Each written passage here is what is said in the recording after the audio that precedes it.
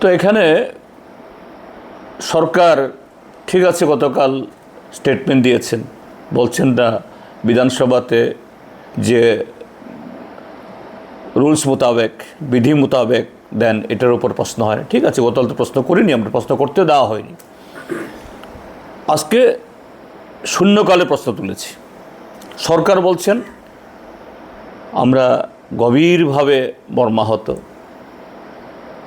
বিরাট শূন্যতা তৈরি হয়েছে, এই হত্যাকাণ্ডের সঠিক তদন্ত হওয়া চাই, সত্য প্রকাশিত হওয়া চাই। ভালো, এই যে জেস্চার, আমি এটাকে প্রশংসা করে বলছি। তাই যদি হয়,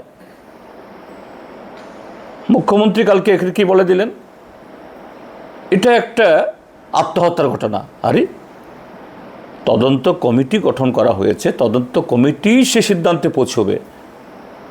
আপনি তো মাঝপথে করতে পারেন না। আপনি স্বরাষ্ট্রমন্ত্রী, আপনি স্বরাষ্ট্রমন্ত্রী হয়ে যদি বলে দেন আগাম এর এই অঙ্কের ফলটা কি, কোন অফিসারের ঘাড়ে কয়টা মাথা থাকবে, কয়টা মাথা আছে, আপনার বক্তব্যের বাইরে গিয়ে কথা বলবেন।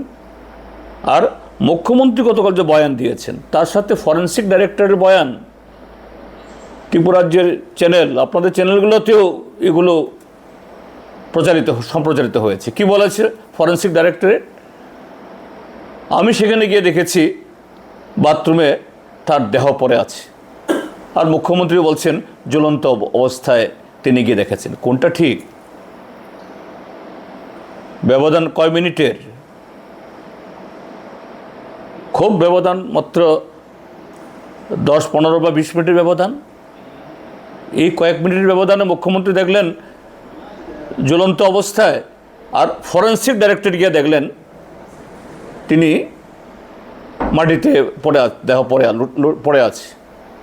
আমি এর সাথে বলছি, ডিজিপি সাহেবের বডি যখন হসপিটালে নেওয়া হয়, তখনও অফিসিয়ালি যে মৃত ঘোষণা করেছে কিনা জানি না,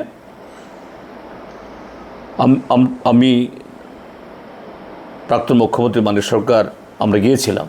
কি দেখেছি? ফাঁসির মৃত্যু তো আরও অনেক দেখেছি। ফাঁসি মৃত্যু হলে পরে জিহ্বা বেরিয়ে থাকে, গলায় দাগ থাকে, গলায় দাগ নেই,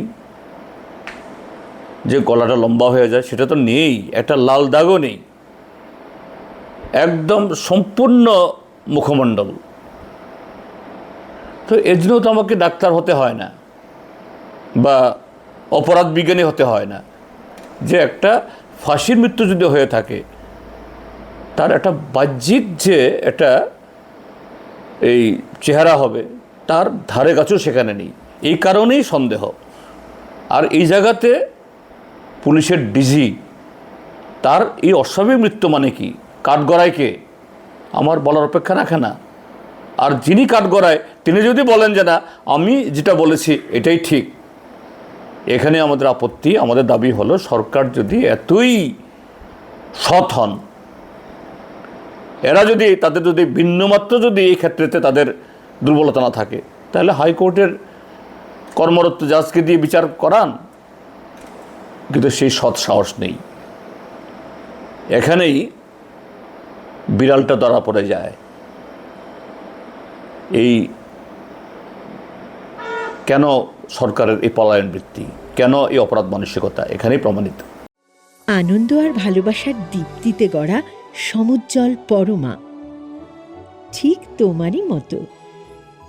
শ্যাম সুন্দর কোম্পানি জুয়েলার্স, আগরতলা, উদয়পুর, ধর্মনগর, কলকাতা।